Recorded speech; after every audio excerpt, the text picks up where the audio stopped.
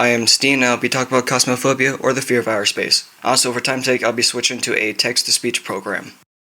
In the 1950s, NASA was scared that the first astronauts would lose their mind while in space, but due to the people selected, their fears were unwarranted due to the training they went through, but the term space madness twisted into cosmophobia. The ways this fear comes about is improper understanding of space objects like planets, stars, and black holes, or even the lack of them, along with aliens or the fear of no aliens.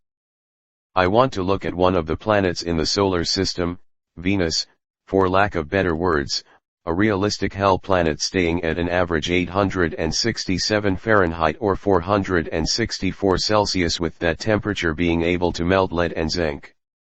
And with its unbreathable atmosphere, made of 96% carbon dioxide, along with its crushing 92 bars of pressure or 1,288 pounds of force. As of writing, May 10, 2024, the National Oceanic and Atmospheric Administration reported that the Sun has sent 5+ solar flares reaching M-class to X-class. The last time something of this scale happened was in 2005, with both classes listed can block out radio waves, but X-class can take out electrical power. But the NOAA doesn't give us this information to scare us, but to give companies that deal with energy and radios time to prepare, so don't freak out. Also, we get to watch the northern lights that come with it. The NOAA estimates that people as far south as Alabama might be able to see the northern lights. Moving on, stars are powerful balls of plasma going from dwarf stars, that emit small amounts of light, to red hypergiants, stars that effectively kill themselves due to their giant size and have the possibility of collapsing into a black hole once it does. When stars get heavier, it starts to shine more brightly and will become hotter as a result, but its lifespan gets cut down, and once it gets to its end the star will grow 100 times its size. Yet there is one star that doesn't follow this rule of growing: red dwarf stars. Red dwarf stars are small and colder than your average star, and as it gets older, it gets smaller and it turns into a white dwarf star. So due to its smaller size, they are the most common star you will find in the night sky, and scientists believe that red dwarfs will live for 10 trillion years.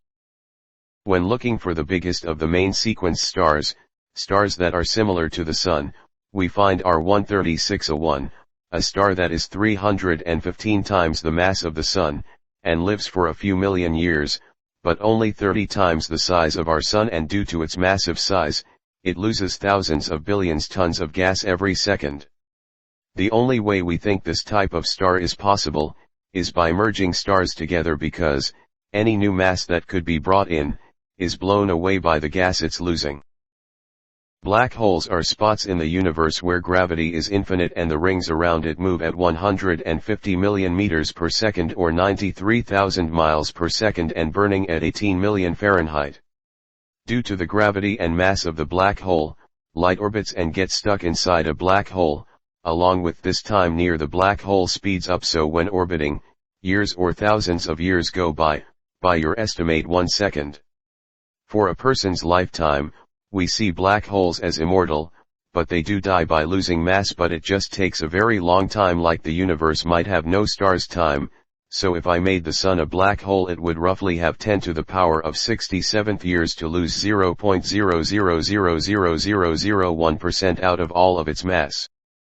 But there is one thing that might be scarier: nothing. The Boötes void is a 330 million light-year gap in space with 60 galaxies in the void, where it is expected to have 2,000 galaxies in the space missing. The way scientists think this was made was during the first million years of the universe, when the universe was at its smallest and gravity was the strongest force, making more dense areas take from smaller masses. And if you were somehow able to get to the loneliest place in the universe, and have a very powerful telescope and somehow find Earth, you can look back and see Earth 700 million years into the past as a snowball. With the billions of planets around the Milky Way galaxy, we see no aliens, despite if they had faster or equal to light travel. We could see the Milky Way colonized in 100 million years by other beings, but we can't see or hear anything happen. This is the Fermi paradox. We have looked for others in the Milky Way, but it might just kill us if others that aren't friendly find us. It's like the smart ones hide from the ones that would kill them. But at the same time this implies that they have the same type of upbringing as a civilization, like humanity's constant fighting with one another, so it might be as simple as a misunderstanding that would kill each other. With the distance of light years, it could take decades to centuries just to say hi, and by then they might have advanced enough to get to us and then kill us, and the best way to describe what might happen in a galactic fight is sending a World War I tank to kill a person with a flintlock pistol. Then when the tank gets there, they drop the Tsar Bomba on the tank and base. So following the information given, there are two types of aliens, the dead, and the quiet, or there is a filter. The Great Filter is thought of as a wall or steps, and an animal or civilization must go over or go through. When talking about the Great Filter, there is immediately one problem: are we past or still yet to pass, and what is it? Making the jump from single-cell to multi-cell organisms or planetary to a spacefaring civilization, some think that we passed it due to us being sentient, but some say we are still yet to pass due to the fact we might wipe ourselves out with nukes.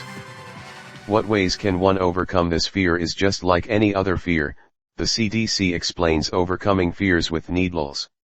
Showing fear is typical for younger children, but having extreme fear that lasts into adolescence and adulthood may lead to feelings of shame. The danger is imagined, but to the person, the fear or phobia is real and not a choice. It can feel like a part of the brain is playing tricks on the rest of the brain. Having a phobia does not mean using the fear to seek attention. People with a phobia might even hide the phobia and use other reasons to avoid getting the health care they need. Being around people who react negatively, by becoming angry or overly worried or fearful of the person's fear, can make the fear worse. There are ways one can overcome phobias, mainly through exposure therapy, in which the person with the phobia will be slowly exposed to the thing they fear, until they aren't afraid of it.